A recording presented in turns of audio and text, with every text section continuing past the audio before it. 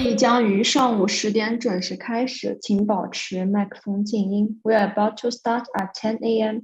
Please check whether you have muted yourself. Ladies and gentlemen, good morning from Hong Kong. If you are dialing in from the Silicon Valley or the rest part of the US, good evening. My name is Annie. I'm a senior associate of the corporate commercial team of Harneys. Welcome to join this AAMA webinar. So before we started, I would like to say a few housekeeping items. First, please mute your microphone unless you are asked to speak. Secondly, we'll conduct the whole seminar in English, and we have arranged for simultaneous Chinese translation to Mandarin Chinese. So you can change your language option. At the bottom, there's a navigation menu. You can change your language there.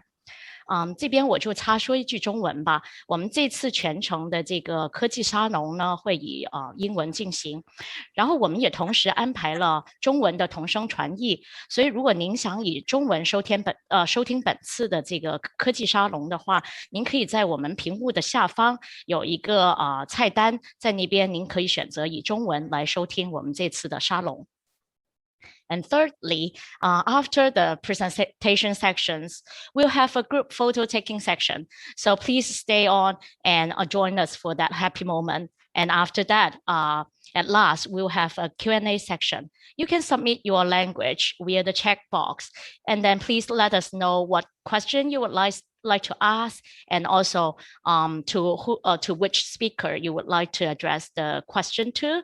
I will then ask the question on your behalf as your moderator. So right now, I would like to first welcome Mr. Philip Leung, founding president of AAMA Pearl River Delta chapter, to give us the welcome remarks. I met Philip when he relocated back in Hong Kong in 1990s as the regional head of Compaq Computer. I was then very impressed by the works that Philip did as a board member of the American Chamber of Commerce, and then as the president of the Canadian Chamber of Commerce. So a few years ago, like Philip invited me to join AAMA, I immediately say yes to that. And after that, for the past few years, I have witnessed the growth of AAMA under the leadership of Philip, as well as his successors and colleagues. So right now, ladies and gentlemen, I would like to welcome Philip on stage to share with you more on AAMA and also this event. Welcome, Philip. Thank you. Thank you, Annie. Thank you for the kind words. I'm humbled by your somewhat overblown description of my background, but in any case, AAMA did go from strength to strength in these few years. And before I tell the audience more about AAMA and this event today, I'd like to acknowledge a few successors and colleagues that Annie just mentioned. The current president, Mr. S.C. Mack. S.C., you're in the audience. Please wave.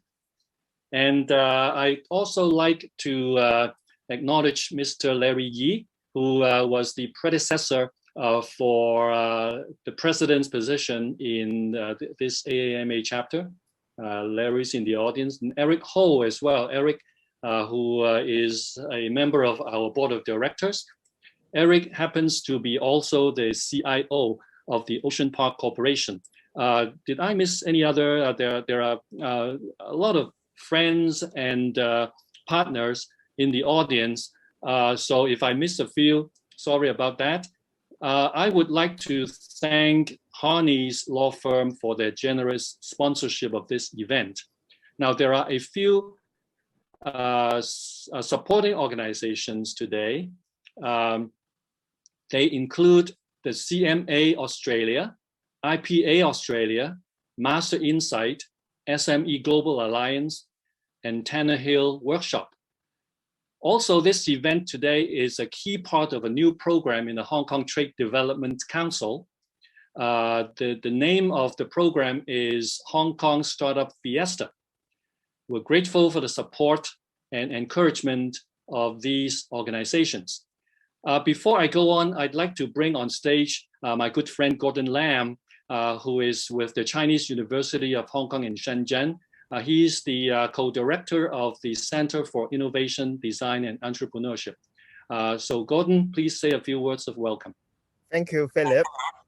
I'm Gordon from Center of Innovation, Design, and Entrepreneurship here in CUHK Shenzhen. We are very pleased to be once again partnering with AAMA into organizing this event. And also thank you, Hani, support for this event, and also all the supporting organizations.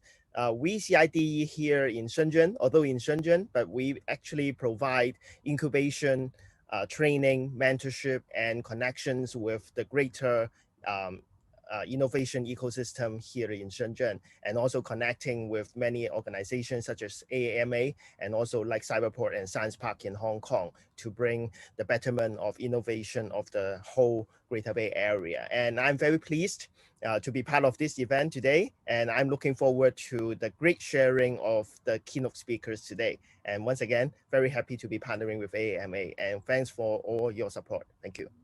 Thank you very much, Gordon. I'd like to tell everyone a little bit about AAMA before I describe the event. Now, AAMA was started in 1979, 42 years ago in Silicon Valley, initially by a group of tech executives and entrepreneurs, mostly from Hong Kong, and it's the largest and strongest Asian American tech community in the Valley. I was an active member there in the 1980s. And in 2012, 9 years ago, we launched the AAMA Pearl River Delta chapter here. We aim to foster an ecosystem of innovation, technology, entrepreneurship in the Greater Bay Area here. And we promote collaboration among stakeholders in the tech industries in this region. We also connect these stakeholders here in the Greater Bay Area to other global innovation hubs. In particular, we're really an excellent super connector to Silicon Valley, as well as to other AAMA chapters, such as in Beijing. Now, among other activities, we built a very powerful mentorship program for entrepreneurs, and we even brand this program. It's called the Cradle Program, and Larry Yi is the chair of that program. It has a proven track record of nurturing innovation and innovative startups in the Greater Bay Area. And we do so by passing along startup know-how, exchanging ideas, and helping entrepreneurs acquire the resources that they need to succeed. Now, today's event is titled Deep Tech Innovations, Opportunities for Hong Kong and the GBA. A few friends saw the event flyer and asked me, what really is deep tech?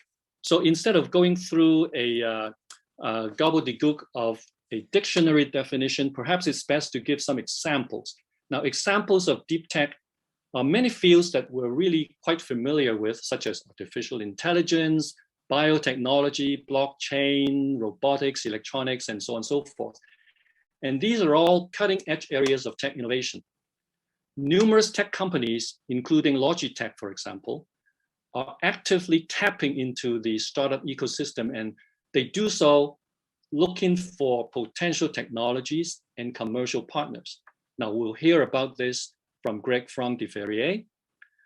Deep tech innovations often create new markets, but they also disrupt existing markets. As young companies scale up their productization and commercialization efforts, they frequently rely on two really important success factors. And these two factors are an impeccable supply chain and a dependable early stage financing. These are the two factors which Q Venture will provide with its platform for design, prototyping, manufacture, and capital. And I'm sure Henry Tan can explain it better than I can. But more important, both these factors are the core competencies of Hong Kong and the GBA. Now, deep tech startups, often with good and defensible proprietary IP, have become an important area of focus for investors, as well as for corporations worldwide. In fact, global private investments in deep tech startups have been growing at an astounding rate in this last decade, at a compound annual growth rate of 20%. And two countries, namely the US and China, together account for over 80% of these investments. Now, today we're honored to have HKUST's Vice President of R&D, Professor Nancy Ip, to address us. And Nancy, I'm sure, can attest to China's GBA planning outline, as well as the 5-year plan, which offer huge opportunities for the future development of Hong Kong's innovation and tech industries. Hong Kong and Shenzhen are truly two core engines in the GBA development.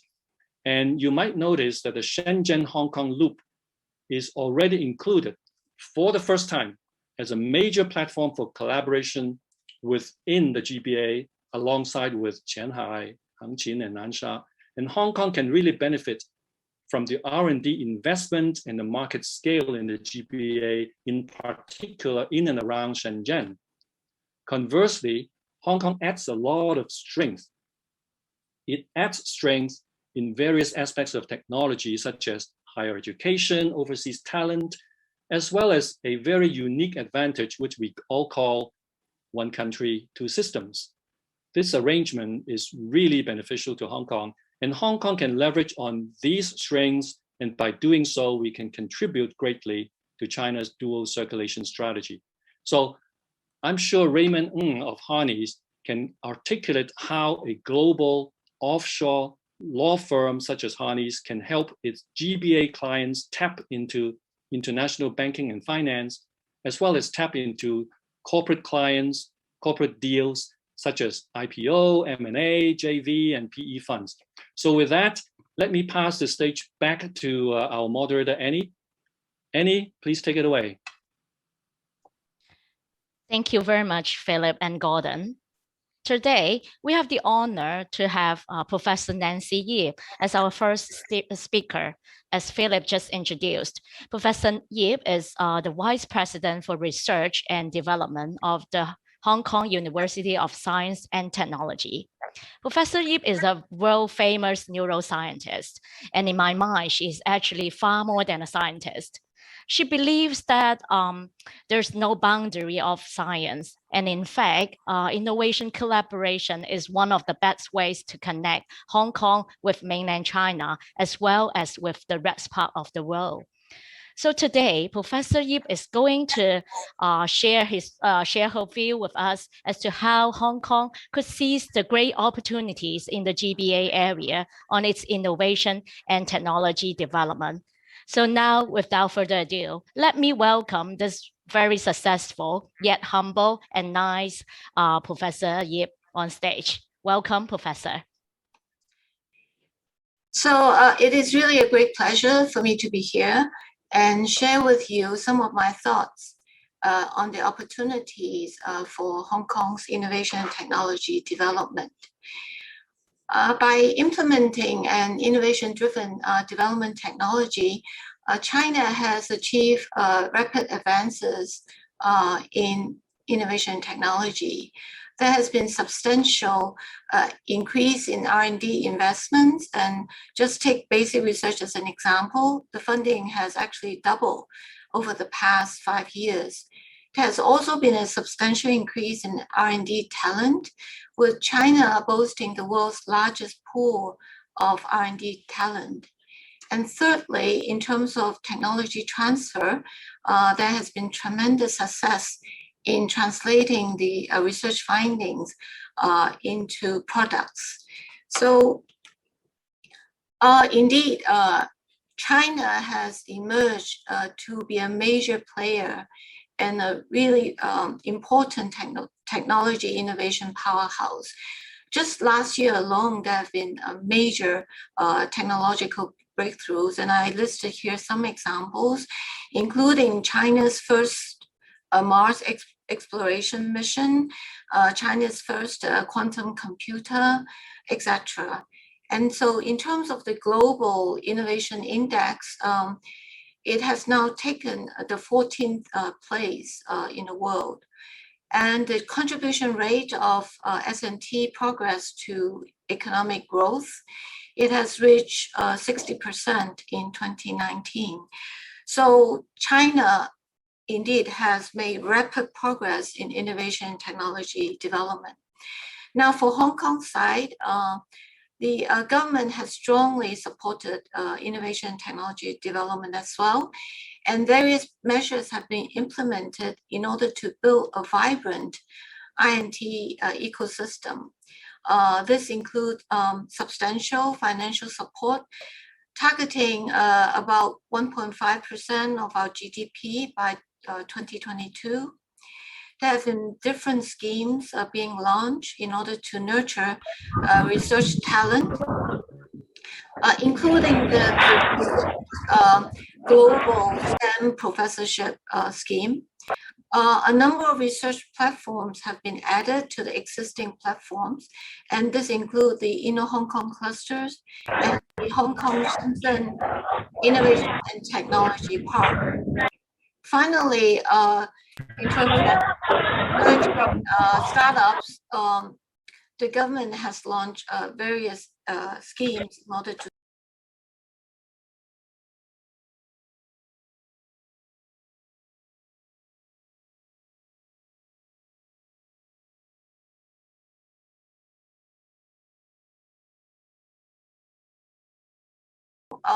is very strong in terms of the research strength. 5 of the local institutions, they rank among the world's top 100 universities, and they play a very active role in cultivating innovation and talent. Now, in terms of startups in Hong Kong, it has also grown substantially, and they provide employment opportunities to young people. The areas that have been identified as the strength for Hong Kong for further development includes biotechnology, artificial intelligence, smart city, and financial technology. The research communities in both the mainland and Hong Kong have maintained close ties. With support from the Ministry of Science and Technology, Hong Kong now has 16 state key laboratories and 6 Hong Kong branches of the Chinese National Engineering Research Centers. And the scientists in Hong Kong, we have actively participated in key national programs, for example, 973, 863, etc. And our efforts have resulted in a number of national scientific research awards, and there are currently over 40 academicians of the 2 academies. And it makes Hong Kong the most populous region for academicians in the country. Now, with the Greater Bay Area development and the 14th five-year plan, there are tremendous opportunities for INT development in Hong Kong. The integrated development of GBA will greatly enhance the research resources of Hong Kong, and in doing so, optimize the INT ecosystem. And the 14th five-year plan actually provides a crucial opportunity for Hong Kong to integrate into the overall development in China. So first, let me touch upon the Greater Bay Area development. So GBA comprises the 2 special administrative regions of Hong Kong and Macau, and 9 cities in the mainland. So this is a map indicating the GBA, and there are over 70 million people in this GBA. So together, GBA has the potential to become a first-class Bay Area in the world. As a key national strategy, GBA is focused on becoming international innovation and technology hub in the world. And the central and also the Hong Kong SAR governments, they have rolled out various policies in order to support the integration of Hong Kong into GBA and to promote INT development in the region. And I listed here some examples. Among this, an important development in terms of policy is the cross-boundary remittance of R&D funding directly from the mainland to Hong Kong. And this was made possible after the academicians in Hong Kong wrote a letter to President Xi. So it is quite clear that Hong Kong strength in combination with the strengths in the mainland cities can be complementary and result in a synergistic effect to have 1 + 1 greater than 2 outcome. So Hong Kong has very strong research capabilities. We have world-class universities, and we have robust legal system and IP rights protection, together with Hong Kong's position as an international financial center. And for the mainland cities in the GBA, they provide vast market opportunities and also a very advanced industrial chain, including the production capabilities. So we believe that for Hong Kong to integrate into the GBA, it has to be two-way. It should not be one-way. So Hong Kong can drive the groundbreaking research and also develop cutting-edge technology to serve as a core engine for I&T development in the Greater Bay Area. At the same time, we should foster the development of high value added and high-tech industry in Hong Kong. And we should engage in pilot production, whereas the large-scale production can be conducted in the GBA. Hong Kong can facilitate the startups in terms of the global market extension. For example, helping more mature enterprises to get listed in Hong Kong and get connected with the international investors. Now, Greater Bay Area actually provide an immense opportunity for Hong Kong to expand. For example, most of the local academic institutions already made plans to set up the branch campuses in the GBA. And I listed here the location of the various campuses for the local academic institutions. And taking my university as an example, HKUST has selected the site to be in Guangzhou. And we are the first to engage in the joint mainland Hong Kong academic institution branch campus development since the announcement of GBA outline.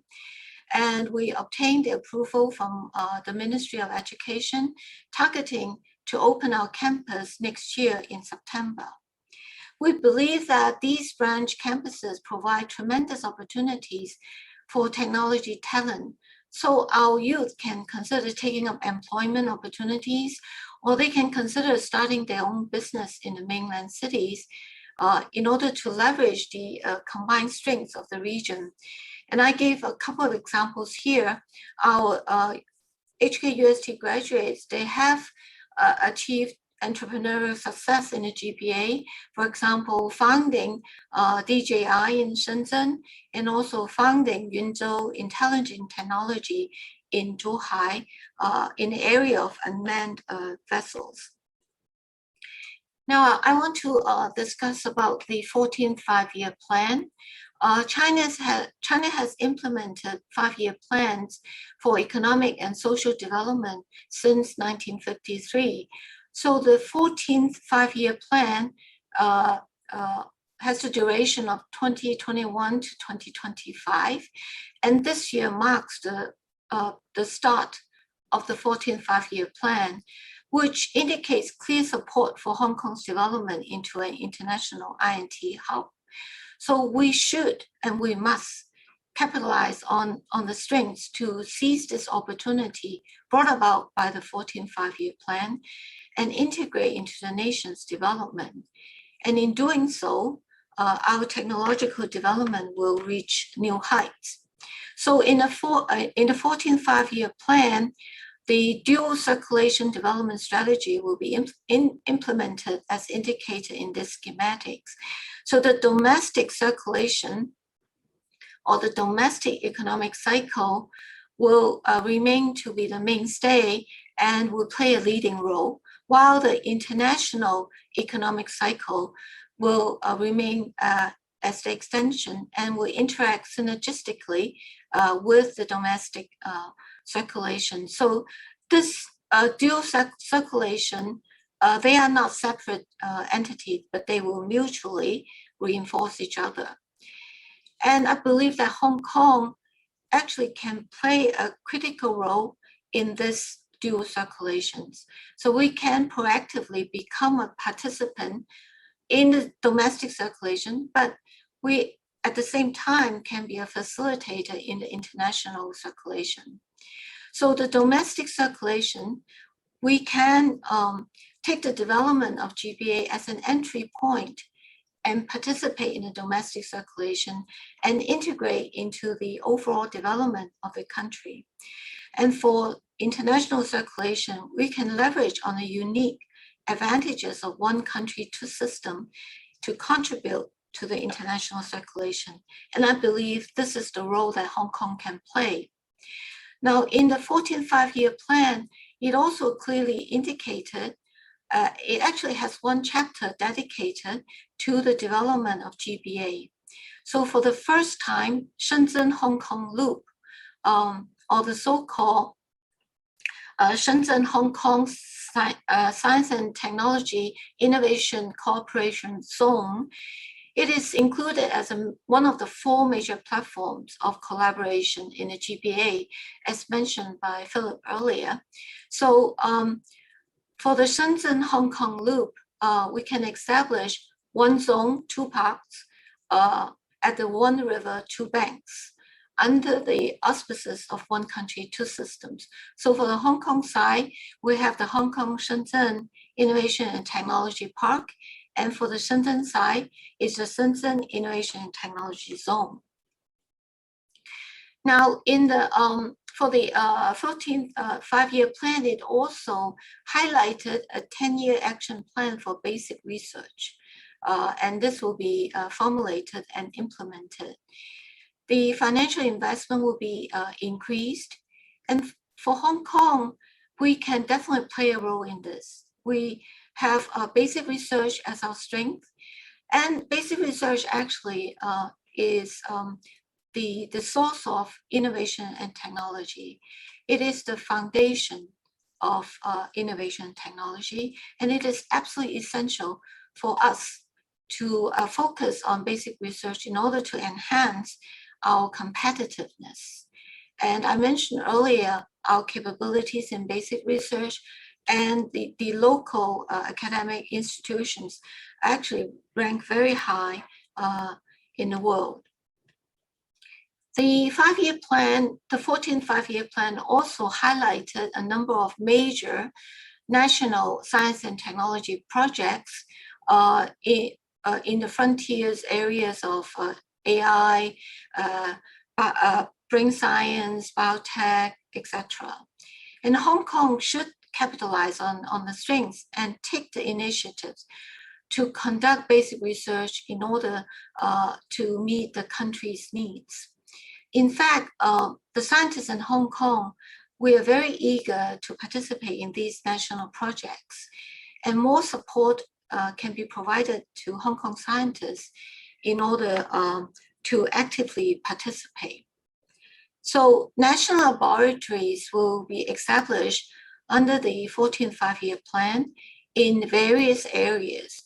And for Hong Kong, with our outstanding scholars and various technological platforms established, we are indeed well positioned to establish, in the beginning, branches of these national laboratories, and in due time, establish national laboratories. And in doing so, it will attract more talents to come to Hong Kong and further advance and enhance the role of Hong Kong in various areas of strength, and in doing so, better integrate Hong Kong into the overall development of the country. So I do believe that the GBA development and the 14th five-year plan they provide tremendous opportunities for Hong Kong.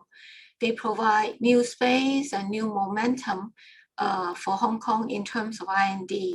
And also, Hong Kong should really take advantage of this opportunity, should leverage our own strengths and take a proactive approach in order to participate, in order to better integrate into these national initiatives. And in doing so, we'll be able to contribute to the overall INT development in the country. Thank you for your attention. Thank you very much, Professor Yip. I'm sure many of our audience would like to ask you questions, but we'll save that to the end. So next, I would like to welcome our next speakers first. Our next speaker is Mr. Greg van der Ferriet, Head of Products of Logitech Headsets and member of the American Chamber of Commerce Board of Governors. So born in the US, raised in France, and then study in New Zealand, now living and working in Hong Kong. I'm sure Greg has his unique view as to how, as to the GBA opportunities for an MNC like Logitech, and also for a global citizen like himself.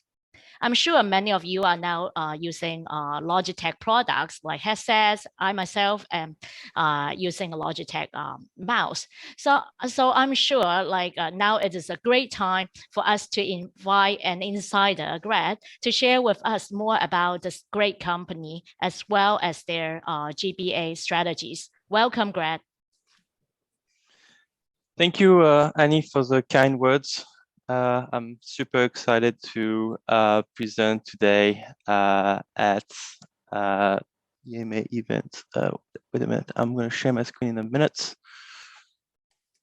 Okay, so thank you, Annie, for the introduction, and thank you, Philip, for the invitations to today's event. I am very honored to be part of this great group. Thank you also, Emma and the team, for all the help into organizing this event. So today I'm going to talk about how Logitech has been leveraging deep tech into creating our solutions. I will be focused on one of our most fastest growing business group, which is our video collaboration business, and how did we sort of leverage deep tech to grow that business. And finally, I'm going to end with some sharing about AP and GBA and some future looking. So as Annie introduced, I think Logitech has become more and more relevant as people have been working from home and utilizing our gear all the time. So everybody knows for Logitech for our mouse and keyboards. We have been investing in terms of gaming for a number of years as well. We have also invested in streamer creators for people that are recording, creating content. And our now fastest growing business is actually video collaboration, because now video is part of our life. We all on video now. 2 years ago we've been in person, and now we really have equipment to really help you communicating on a daily basis on the video. So what I'm going to do today was I'm going to sort of take you through the journey that we took. But first, let me go back with the vision of Logitech. We enable people to pursue their passions and connect to the world. And nothing has been more true to that than the growth of our Logitech video collaboration business, which grew very rapidly. So let me just take you back to year 2015. It's only 6 years back, but now it feels like a very long time back. During that time, the audio and video were only available in the boardrooms, right? You only have 1 or 2 rooms in each of the MNC had video and audio. And at the time, we saw a huge opportunity to really move in the huddle room, these small rooms, because all the offices were moving to open space, so you don't have a closed office. And therefore, you need some space to meet people, to meet your colleagues, to meet your staff. And we saw a huge growth opportunity at the time to target the 50 million rooms that were unaddressed today. And the main opportunity we saw at the time was that there was no video in these rooms. It was this small speakerphone in the middle of the room, and there was no video. You couldn't see people unless someone brought a laptop in. So at the time, 2015, we saw a huge opportunity for this market growth for video collaborations. The vision that was set at the time was to bring video with every screen and populate all the offices with video collaborations. And the view was that if you're in a video call, it can be better than being there. And we saw many examples in the last 2 years of how video collaboration helped people, business survive, but also sometimes it's better. Sometimes meetings are more efficient, meeting finished on time, and also you have a much more collaborative efforts. I'm going to sort of start with the ends. The revenue of our video collaboration grew from close to zero 6 years ago to more than $1 billion US. That's quite impressive growth. So let me just take you through how we leverage deep tech to really build that business. It all started with design thinking. At Logitech, we embraced design thinking for the last 10 years. Every product that we launch have a big idea. This big idea is based on a deep consumer insight, a deep understanding of the consumers, and understand what the problems they're facing on day to day. And then we craft a unique product, an effortless experience, a magical interactions to delight our customers. The big insight we had with meeting rooms was it was very unnatural audio if you go into a meeting room, because the speakerphone in the middle of the room while people are looking at the camera on the display on the TV. So your body is used to sort of like look at where the audio is coming from, and in here it was not coming from the TV, it was coming from the table. So one of our big design principles we had was to bring the audio from the front of the room. So it's a very natural experience, and it's coming back to our vision of like being better than being here. We started with Meetup, which was a small all-in-one solution with speakers and audio and microphones into a small form factor that you put below or above your TV. What was really important for us is that we could not do that alone. We had to work with key partners, Google, Microsoft, Zoom, globally, but also Lenovo, all the partners, to really create a whole solutions, to really solve the big needs for video everywhere. And we also knew that it was not only about having the device, the audio device, we had to think about the complete solution. So we also created a display that helps you join a meeting with just a tap, instead of having an iPad with a complicated UI. We invested a lot in technology. We call it the right sense technology. Right lights for light and colors, getting the right colors, the right light whenever you're in meeting rooms at your desk. Right sight is really having the camera that is following you to the active speakers and the right people in the audience. Right sounds is to really hear you clearly, no matter if there's some noise in the room. We have auto framing that is following right side. So basically, whenever people come in a room, it's going to focus so you can see you really clearly.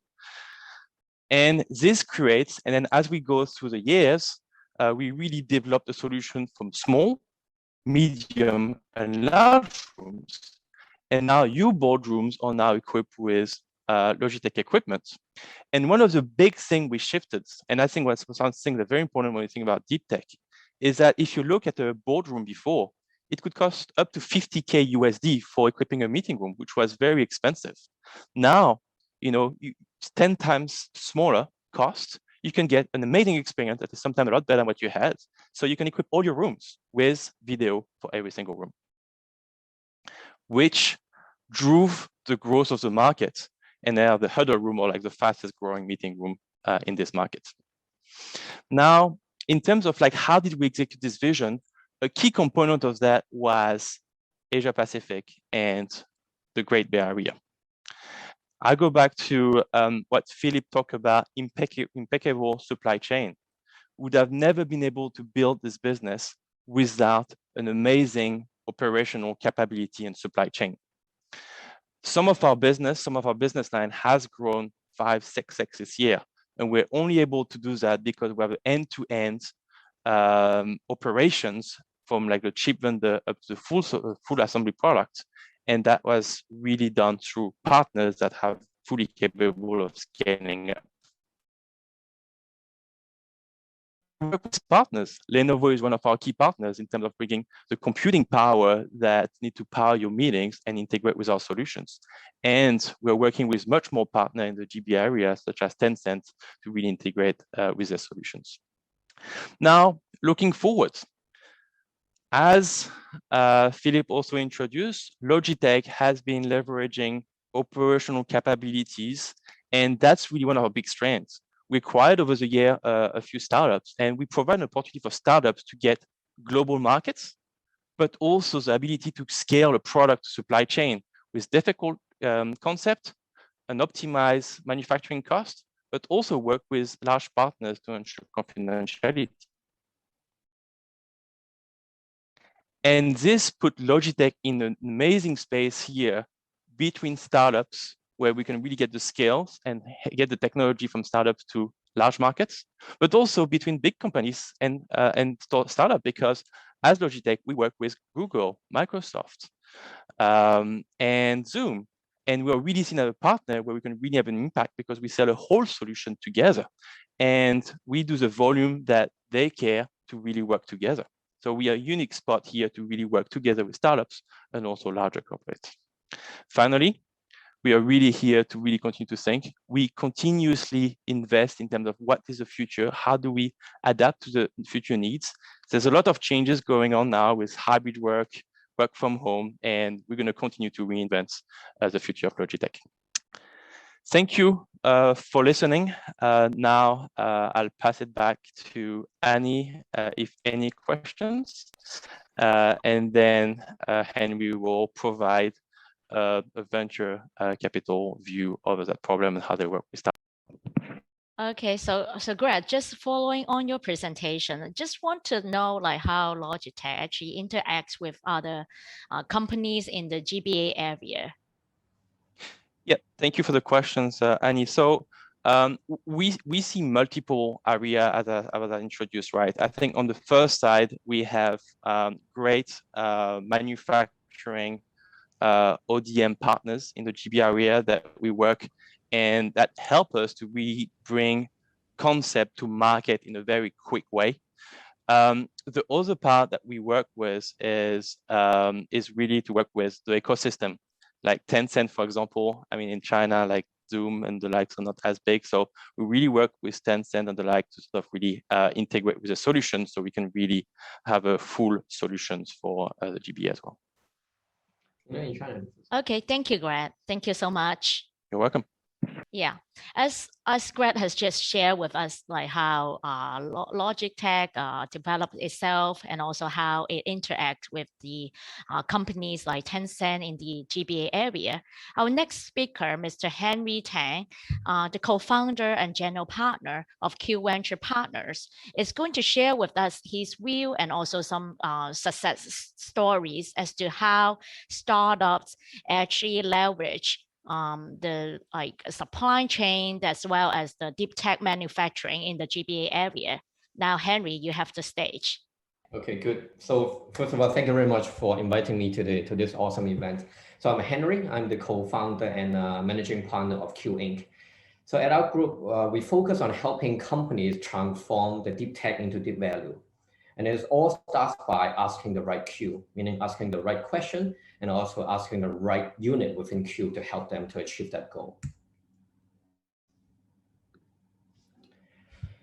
So when a startup or when an innovators go through the technology adoption lifecycle, they actually often face very different type of question at a different stage.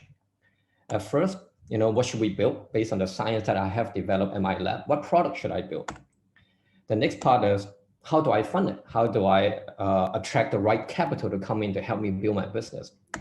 And finally, when they're ready to scale up, how can I build it? How do I develop a reliable supply chain to achieve that goal? So from us, from the Q platform standpoint, we actually organize our business along the different part of the technology lifecycle by helping answer some of the most pressing questions facing the innovators. So at QLab, we apply design thinking in an open innovation model and really helping corporate to identify the most suitable startup that they could work with. On the Q Design side, we are a product development engineering consultancy that could help startups on their product development, prototyping, and mass manufacturing needs in Asia. Finally, Q Capital, we're an early stage VC fund. So our journey actually began as a product consultancy. So the genesis of our consultancy was actually founded 26 years ago in Silicon Valley. Our Asia operation in Hong Kong started 10 years ago. And since then, we have developed more than 150 products and shipped tens of millions of units for our client. Then a couple of years ago in 2017, we decided to launch our VC fund. We invest primarily in early stage. So far, we have 17 companies in our portfolio. The third part is QLab, the ideation lab. You know, not every company, not every corporate is as lucky as Logitech to have an expert like Greg that understands and embraces design thinking. So at QLab, what we really try to advocate is to apply design thinking in a systematic format so that the corporate could understand their pain point, and then we try to map against the deep tech startup within the ecosystem that they could potentially collaborate together. So from our fund side, we invest in two broad layers, the fundamental enabling technology layers that touch on AI and big data, computing, energy, material science, sensor technology. And then in the vertical, we invest a lot in robotics and automation, healthcare related ideas, industry 4.0 and advanced manufacturing, and also mobility concept. And on the studio side, we really touch on, we can actually build on any product categories from wearable to medical devices, aging tech, lighting product, fitness, beauty, accessories. So you can see us as a hardware product system integrator. So we have almost 30 people based in Hong Kong and Shenzhen. So this is a subset of the products that we have worked with and the clients that we have. On the most left-hand side, you see some of our clients on the design studio side. So Fitbit was actually one of our largest clients. They came to us when they were still a Series B startup. We helped them manage manufacturing of every single generation of their wearable until they got to IPO. Dropcam was another major client of us. We helped them manage their manufacturing program in China until they got acquired by Google. On the right-hand side, you see some of the companies that we invest in on Q Capital, right? 3D printing, sensor technology from Israel, next generation battery technology from US, and also Elementary, which is a robotics and AI company that focuses on advanced manufacturing. But the companies that really take advantage of our full capabilities are those in the middle, right? These are the companies that we like the founders, we like the technology, we invest in them. And then the founders really leverage of our expertise and engineering resources in Hong Kong and Shenzhen to help them grow the company. So let me give you an example. It's a company called Matrix. Matrix is a company from the Bay Area in the US. They focus on the technology on thermoelectric. So they have their own proprietary material that could effectively absorb any heat source and convert into electricity, right?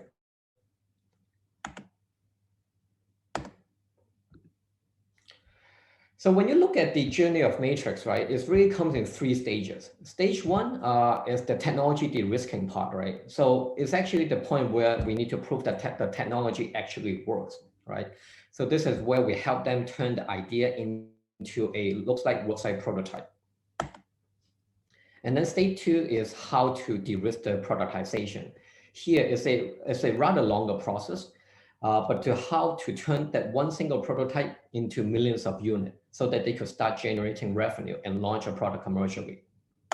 The third stage is to repeat the same process, but repeat it successfully in many different other verticals. So on the most left-hand side, you see this is literally the first prototype that they show us. So when the founders from Caltech, they came to us and said that, hey, look at my technology, it's finally working. But the way how I want to demonstrate my technology, to showcase my technology to the world, is by developing the world's first smartwatch that is completely powered by your body heat, which is actually the watch I'm holding in my hand right now, right? So this watch, if you put it on, a consumer just walk around with it, go to gym with it, the heat generated from your skin will be captured by the material and then convert into electricity to power the watch forever. So we often joke with our consumer is that as long as you put on the watch, if you do not die, the watch will never die, right? It's actually very similar to the movie like in Matrix, right? So by now, the company has already developed the second generation product, which we also help them do the product development and manufacturing. You will see them in all the major retail channels in North America and in Japan. And by now, the watch alone probably generated close to $10 million in revenue for Matrix, which is a very substantial revenue for any startup at that stage. We like the technology a lot. We like the founders a lot during the process. And then we decided to invest in the company. So by now, you see investors like Costa Ventures, 3M, InQtel, and many others corporate from Europe are their major supporters. And by far, this is probably our largest single investment in our fund. But to repeat the process beyond just wearable is actually the next step. So here at QLab, we work with a corporate in the US called Williams, which is one of the oldest and largest gas power furnace brand in the US. So after we've gone through a workshop with them, we realized the largest pain point they try to solve now is to enable consumer to remotely control the gas furnace. The gas furnace is completely powered by gas, right? So to have any IoT capabilities attached to the furnace, you need to have a separate power source, which is actually very prohibitive, cost prohibitive to do the installation by hiring the electrician. So we proposed to them the idea to use the Matrix technology by absorbing the heat from the gas furnace, convert it into electricity, and the electricity will be enough to power an IoT module to enable communication function so that consumer could remotely control this. So we are hoping this product will be launched towards the end of this year, if not next year. And this product alone should generate more than $20 million in revenue for the startup. So we are stationed in Hong Kong and headquartered in Hong Kong, but also with presence in Silicon Valley and in Japan. So with our headquarters, you notice that while we have clients from all over the world, US still the majority, but we start to see clients coming in actually from Europe and from the rest of Asia as well. And all this is actually services by our team in Hong Kong and Shenzhen. In terms of manufacturing, of course, the Greater Bay Area offers our largest manufacturing partner space. But at the same time, given the current political environment, we have also helped our client to expand their manufacturing if they ask us to. So we have manufacturing partners beyond China, but also in Taiwan, Vietnam, Malaysia, Singapore, Thailand, Japan, etc.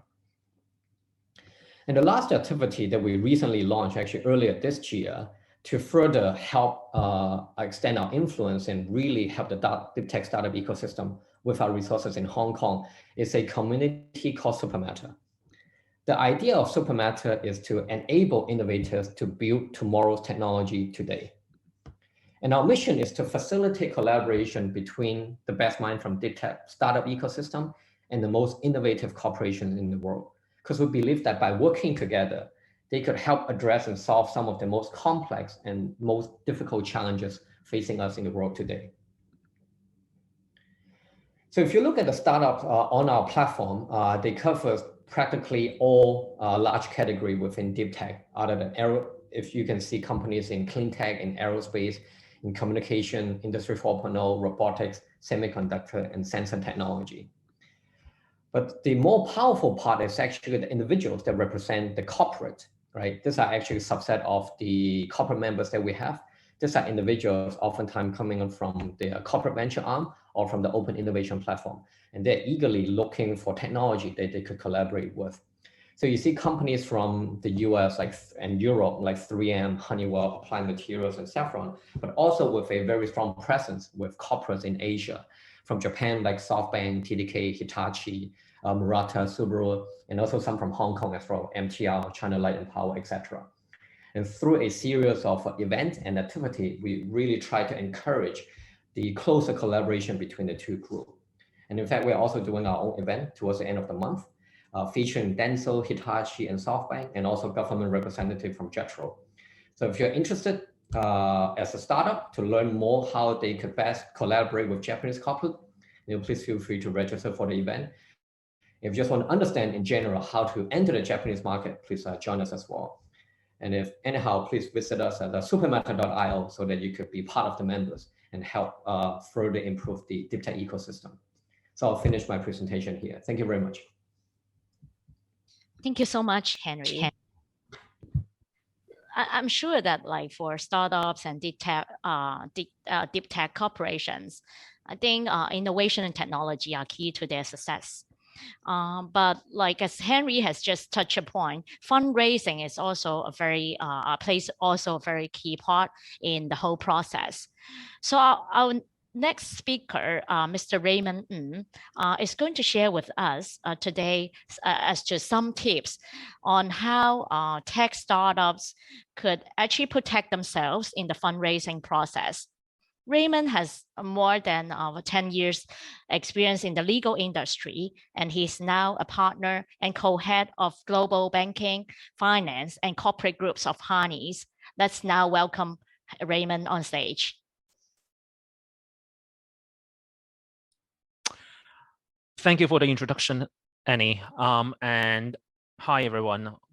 Very honored to be here today to share my thoughts on from the legal perspective as to how you could try to fund or more importantly, protect your startups when you are doing a corporate or equity financing. So this topic, I will try to be as non-legal as possible because I could easily talk about it for hours and hours. But today, I would like to focus on some of the major pitfalls which you would want to avoid when you are introducing equity investors into your startups. So this is hopefully something which you could bring away and find it useful.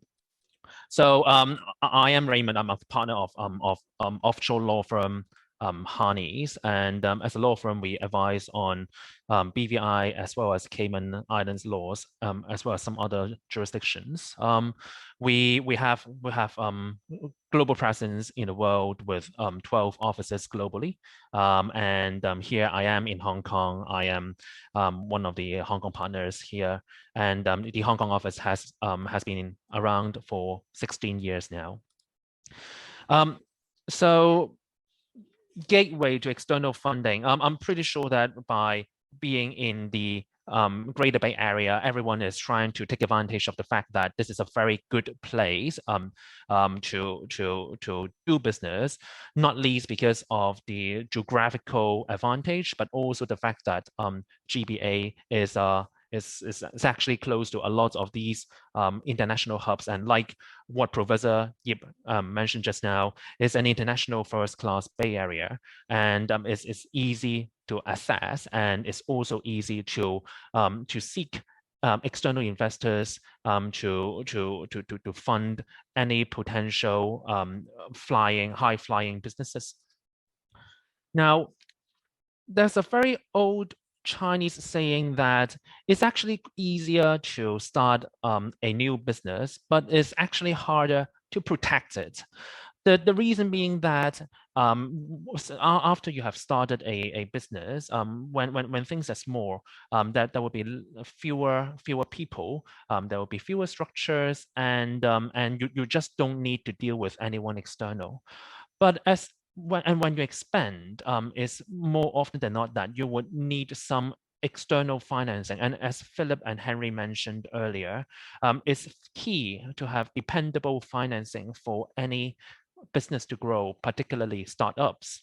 So there are a couple of things that you would want to look at when you start looking at external investors. And bearing in mind that a lot of these investors, they are driven by financial return. They are coming into your business for a couple of years. They would try to make money out of the investment. They would invest money into your company for shares, and they would try their very best to increase the business value of the business as the business grows.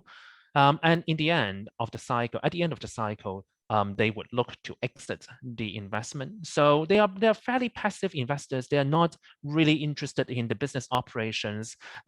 Or they don't even have the expertise to manage any business. So or your tech business in particular. So you would want to make sure that they don't get too involved in the business operations of your startups.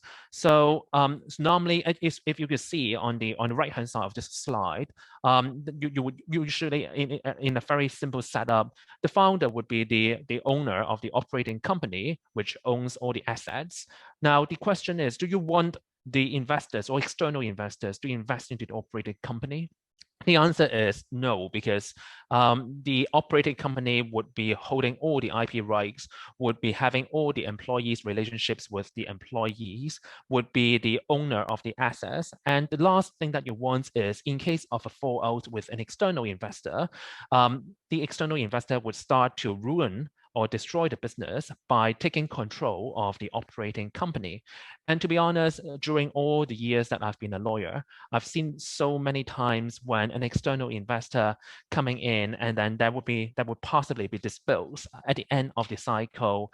And as a result, you could see the rise, i.e. the investors coming in, putting in the money, but towards the end, they would start fighting with each other. The investor would side with some of the minority investors and overturn the kingdom built by the majority shareholder, and ending in winding up liquidation or that dissolution of the business. So it's a pretty sad story, and this is something which all business owners should try to look to avoid at an early stage.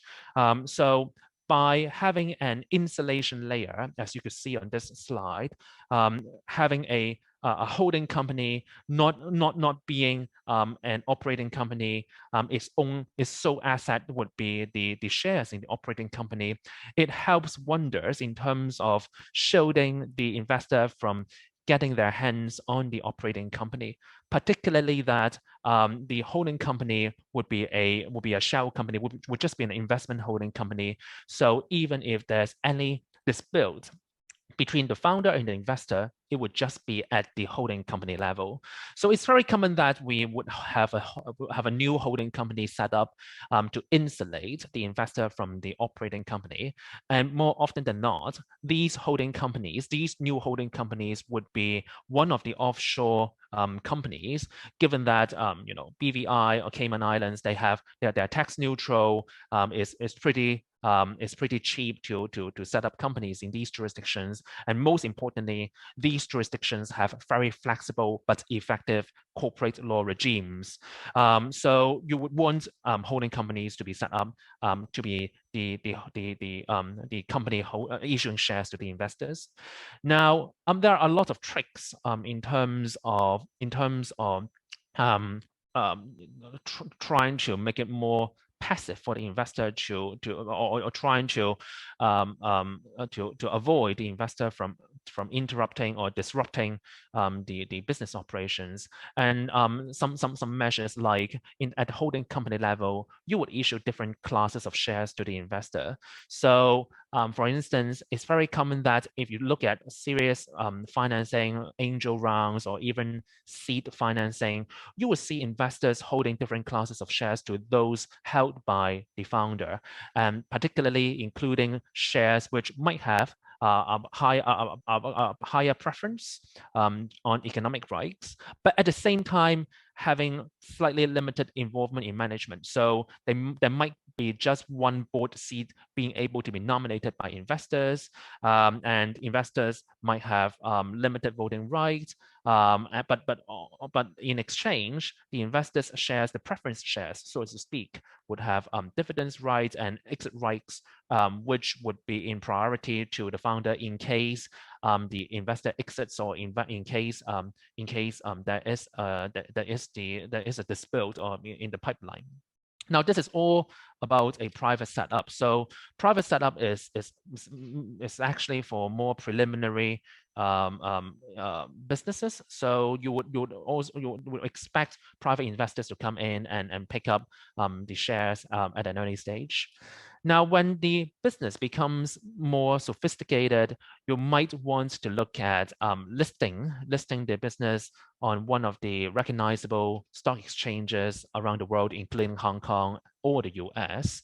Now, again, once you have that in mind, you would start restructuring your corporate structures again to ensure that you would have a clean listed company, and normally it would be a Cayman Islands company, given that, for instance, in Hong Kong, more than 50% of the listed companies in Hong Kong are Cayman incorporated.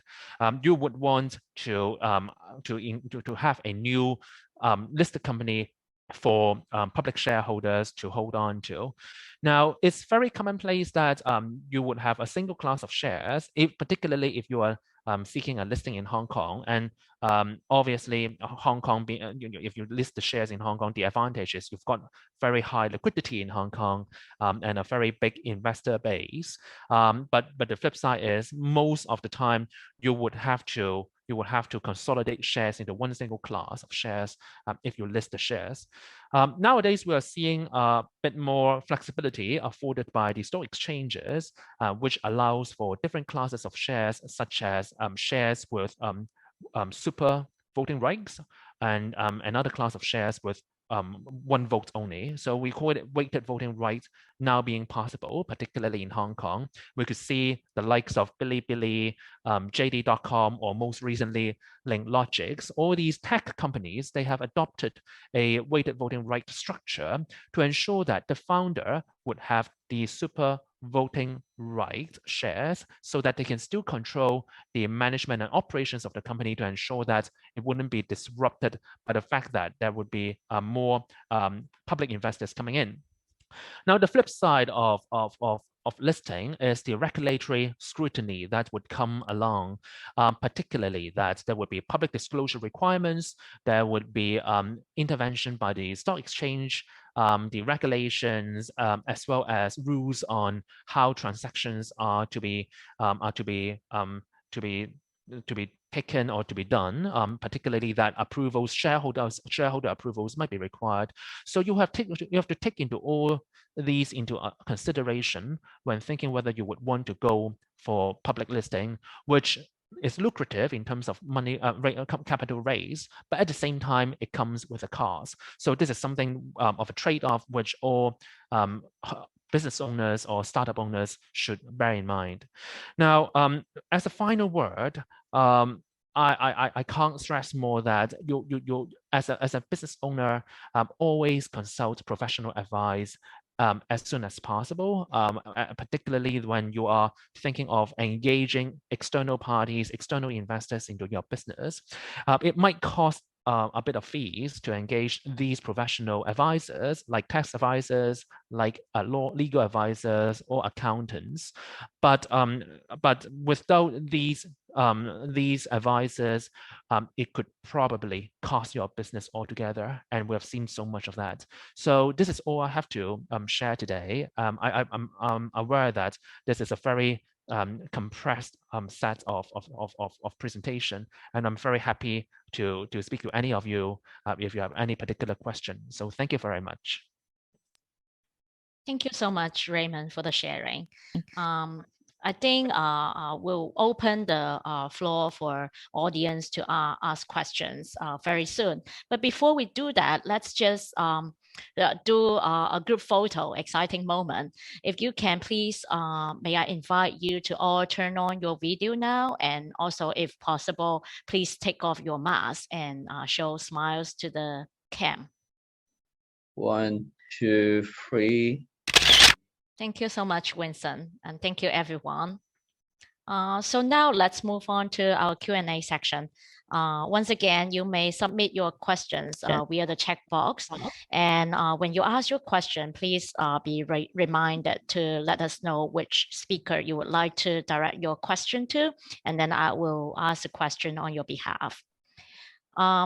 So right now, I mean, while we are waiting for audience to ask more questions, I would like to take the liberty to ask Professor Yip a question following your presentation on behalf of the younger generation.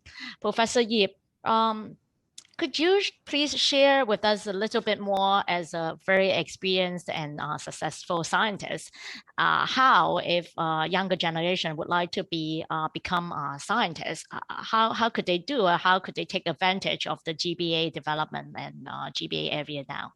Thank you. Well, I think for young people, if they want to be a scientist, it is very important for them to follow their heart. It really requires the passion and the determination. And so perseverance, I think, is very important. For us doing research, challenges and setbacks are very, very common. So the young people need to recognize that. I also would encourage them to seek out mentors and role models. That actually has been very important for my own professional journey. There are tremendous opportunities in the Greater Bay Area, and I believe that the young people can consider a scientific career, which can be extremely gratifying. And as I mentioned in the talk, they can consider maybe getting some training opportunities in various companies in the Greater Bay Area, and at the right time they can consider setting up their own company. And there have been so many successful cases that we can highlight. So I would encourage the young people to really consider going on this particular career path. Okay, thank you. I just received a question from the audience to Professor, continuing on your area. So the question is, in the area of biotech, how competitive is Hong Kong R&D compared to other cities in China or in Asia? I do think with the strength in basic research, Hong Kong is really well positioned and does have a competitive advantage, because innovation and technology, actually the source is really in the basic research. And Hong Kong has been doing very well. One can look at the most recent research assessment exercise outcome that was released by the University Grants Committee last week. And the performance of all 8 local universities are just remarkable. From the research assessment exercise, it shows that over 70% of our research can be considered internationally competitive and world-leading. So I think that actually says a lot about the strengths in Hong Kong. So with that as the foundation, with research as the foundation, one can, really contribute to biotech development in Hong Kong. And among, all the cities in the Greater Bay Area, I think Hong Kong undeniably is being recognized as the core, as the major platform for research. So I do think that the future is very bright for Hong Kong to continue to be the engine for basic research and work in collaboration with other cities in the GBA to translate the findings and to take advantage of the industrial chain in the other cities to proceed to commercialization. Okay, thank you, Professor Yip. When we are talking about commercialization, I think Henry can share with us more as to how startups or how young scientists, if they want to commercialize their products, how do they avoid the common pitfalls in the commercialization process? I think a couple of things, right? when I look at a lot of the scientists from the lab side, when they start to think about when they should sort of start focusing on building their own company, often I actually ask them if there's a way that you can delay, such that you actually continue to enjoy the benefit being in the university lab, or even with funding from government, from university, you should actually delay that. Because one thing that, of course, everybody knows, but everybody underestimated just how long it takes to commercialize a technology, right? The process itself is just super long. If you look at sort of Matrix, as I talk about it, they started the company in 2012, but they have been working on the technology probably another 5-6 years before that. And since 2012, they're able to commercialize the technology in 2016. So it takes a long time, right? So a common, regular financial focused investor might not have the patience to invest and wait for the company to mature, right? So my first advice is just stay on in the university and get a lot of sort of non-financial funding, if you could, government grant, university grant, whatever you have, right? And number two, maybe do consider actually identify some corporate that maybe, because they're so core to their own technology offering, to see whether they are willing to fund some of the product development, which is oftentimes we see are quite possible. That's what we call internally the NRE, the non-recurring engineering fee. Oftentimes the corporates, if they're very interested in the technology, they'll be willing to fund some of the development, right? And by the time they're ready to sort of launch a product and try to scale up, right? One pitfall I see a lot of the entrepreneurs, hardware focused, especially from the Bay Area, is that they probably used to work for a very large company. They have done the product development before. They left the company and then they believe that they could repeat the same process and go directly to China, go directly to Shenzhen. And I think they should really well recognize that if you're Apple, everybody talks to you. If you're not Apple, nobody cares, right? So how to really sort of build up your manufacturing base over time, how to talk to or identify or work with the right factory that is suitable for your stage of development is actually very key. It's not necessarily beneficial just to work with Foxconn from day one, because they just, to be honest, they care less about they care less about you and will put in less resources when your volume is small. If you're Logitech, yeah, people pay attention, but if you're not, nobody cares, right? So that's just recognizing a few sort of a common mistake along the way would help. Okay, thank you. I've got a lot of questions for you, Henry. I think I will just combine multiple questions to you, and then hopefully you can address some of the questions. So I've got like questions from Andy, Dr. G, and also David Chen. All three questions are addressed to Henry. So basically, what they're trying to ask is that as an investor, I think more of a venture capitalist, how do you evaluate the potential opportunities? Like what kind of projects, what kind of criteria that you're looking for? And also, as like David mentioned in his question, they have two co-founders currently in educational startup, and all these sort of co-founders are more on the business side. So they would like to know, as a funder from your angle, how do they recruit kind of like other co-founders or other key members on the tech co-founder side to develop the company together? Okay, and on the first part, internally, when we look at the technology, we often we are trying to look for that 10x factor, right? So we are trying to evaluate whether the technology offers 10 times benefit of the existing technology out there in the market. The reason for, of course, 10x is just a metaphor, but the point is that you need to offer significant advantage over existing technology. Otherwise, while you think you are pretty good, you are 2-3 times better, you're 2-3 times more cost effective, you're 2-3 times more power efficient. Oftentimes, you just don't recognize how fast people could catch up, right? So the 10x is really describe how disruptive your technology is. I think that is actually the number one thing that we focus on.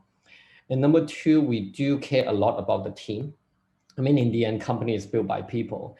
And then you want to get a sense that whether the founders are actually in this for the long haul and have the ability to pivot if things actually don't work out, right?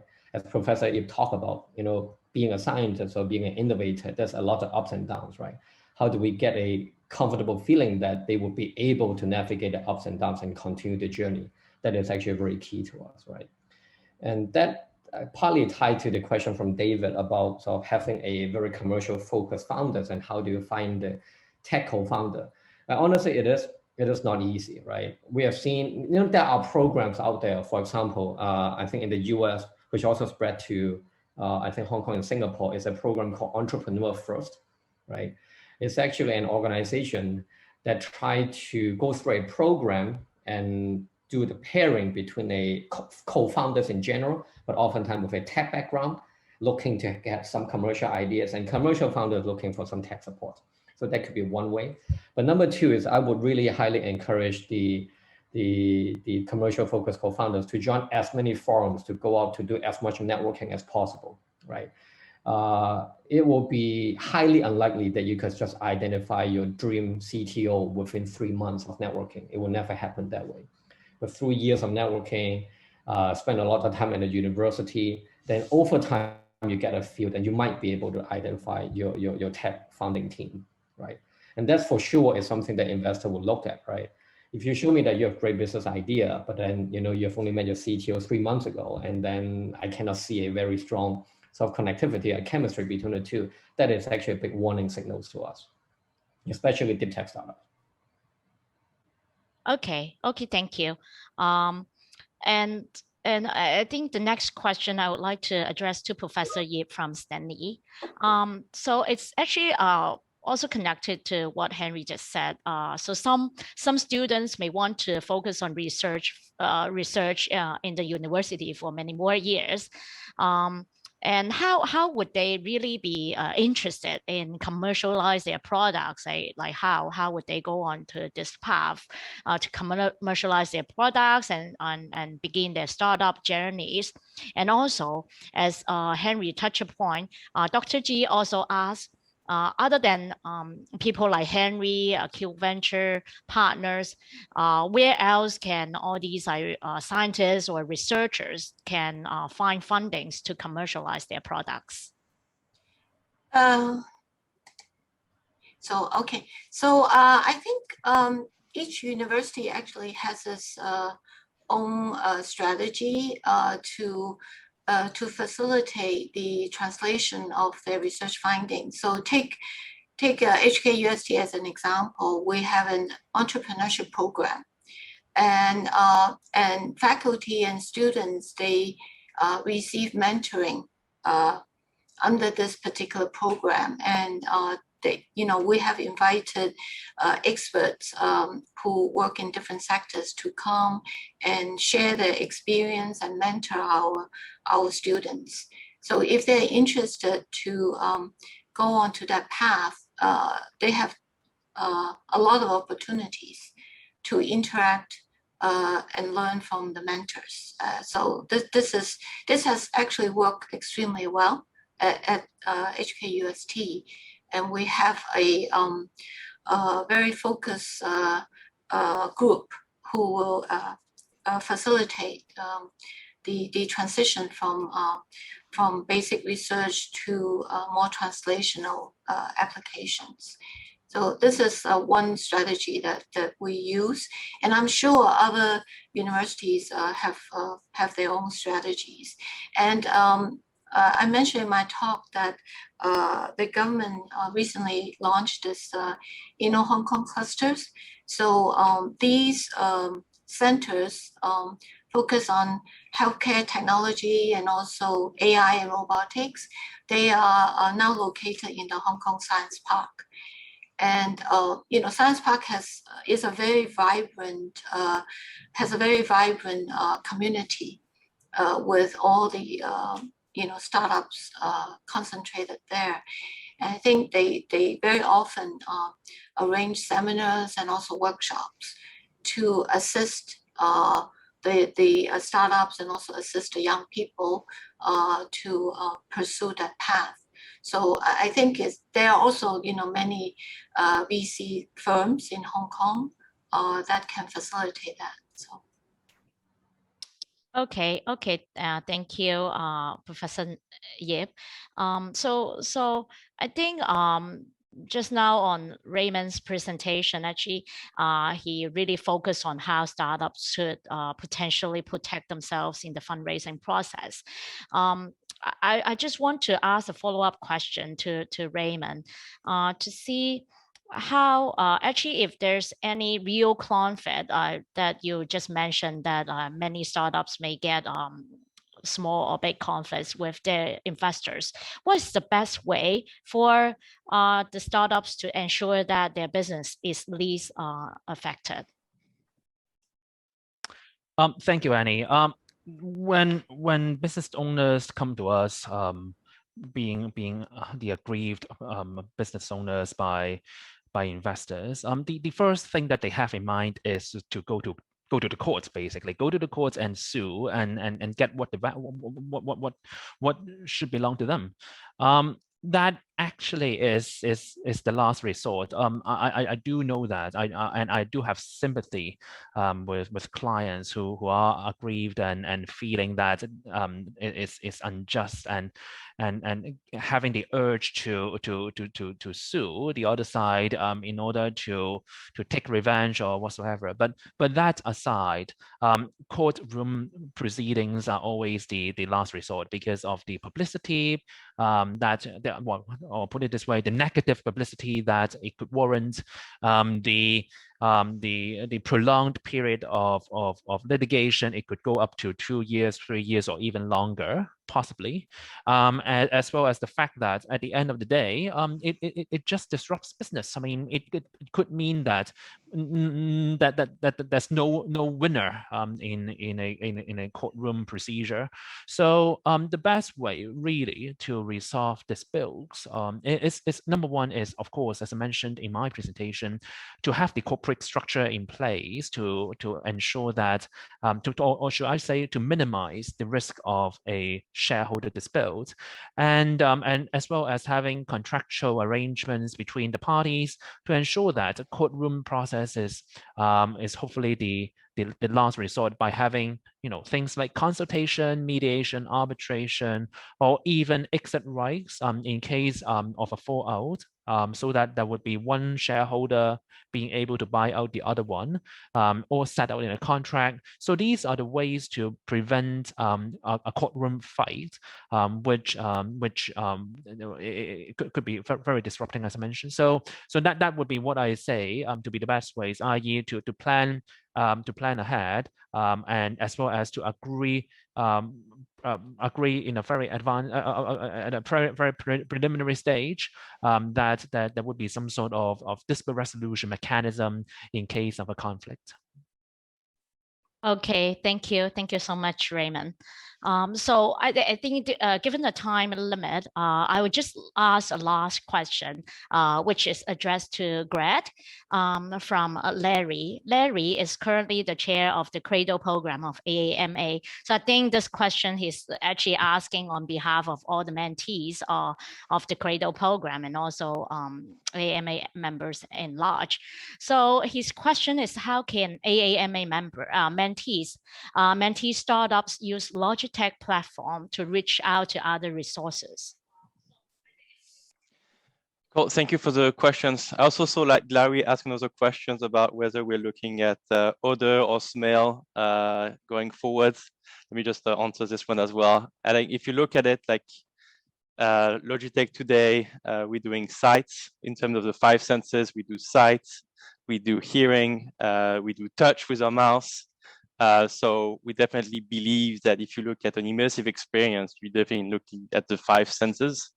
But definitely there's nothing in that I can publicly talk about, but there's a huge potential if you look at forward looking, and also like the quality of air. Like there's a lot of discussion in the at the moment about overall about like the quality of the air in your meeting to make decisions, and there's a lot of thinking about that in the industry. So there's probably some thoughts down the line. To go back to your question about the mentee and the startups, I mean, Logitech invest and involved with a lot of startups overall.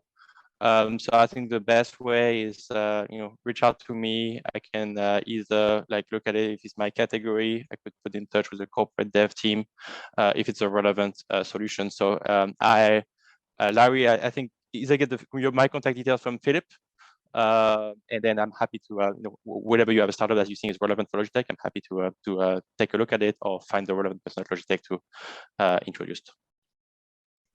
Okay, thank you so much, Greg. Yeah, we've got like a lot of questions, and then thank you for all the audience for all your questions.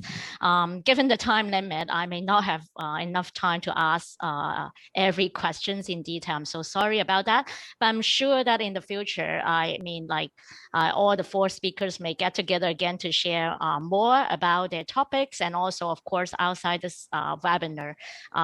When you're looking for funding, you can try to reach out to Henry and his firm. Also looking for Logitech product as well as the Logitech investment in startups, you can reach out to Greg. Professor Yip, no need for me to mention more. If you want to look for opportunities to go into Hong Kong UST, as well as to look into the opportunities to do more like deep tech research, as well as to reach out to mainland opportunities, Professor Yip definitely is the go-to person. And finally, Raymond, whenever you have any questions before you start your structure or after you have structured your a group, but you have any legal questions, you can definitely reach out to Raymond and also myself. We can try to help you to solve your legal problems. So right now, I think it's time for me to pass the stage to Mr. S.C. Mack as the current president of AAMA, Pearl River Delta chapter, for him to say a few words to close the stage. Thank you, S.C. Thank you. Thank you, Annie. Yeah. Thank you, Annie. Well, it has been fabulous and fascinating. I now have a very serious job to thank all the speakers. I thought it's simple. I've been seeing a lot of positive feedback on various WeChat groups. And I'm sure you all share with me to thank our speakers for sharing their insights and most importantly, their experiences. It's also a challenging job. I mean, we are running out of time. I don't know how to express our appreciation and gratitude enough to our speakers. And we also have our other people to thank. We have to thank our supporting organizations, CIDE of CU Hong Kong, Shenzhen, CIMA, and our various supporting organizations, which will be displayed in our next screen. I also have to thank all the participants for attending. It's been one of the most interactive Q&A sessions that I have seen in various webinars, where I'm sure we have a lot of questions, and we should find a way to follow up the questions with our speakers. We also have to thank our back office support team, who have been putting this webinar together almost very seamlessly and smoothly, almost without glitches. And before we go, please fill in our survey, which will be displayed later. Moreover, to echo Professor Yip's remark on finding a mentor in your startup, we AAMA do in our Cradle program to match very seasoned mentors with budding entrepreneurs in their startup journey. In a way, it's back to basic. After this period of rapid development, most of the low-hanging fruits have been taken. So we are moving into new space and new age. In a way, it's back to basic research. But from basic research to deep tech to deep value is a long journey. I'm sure we all have a lot of takeaways from this from today's webinar, from the sharing of all our speakers. So shall we come to our survey page? Excuse me, yep. Yeah, okay. Almost forgot this very important task. We do present our certificate of appreciation to all our speakers. Professor Nancy Yip, Vice President for R&D at Hong Kong USD and academician of Chinese Academy of Sciences and US Academy of Sciences. Henry Tang, co-founder of Q Venture. You actually found the correct. Greg, pardon my French, Greg. Yeah. here, pardon my French, at Sheng at Logitech. Raymond Ng's partner at Hannes for sharing your legal advice. Pro bono. Annie, your wonderful moderator. I'm sure we'll tap your talents again.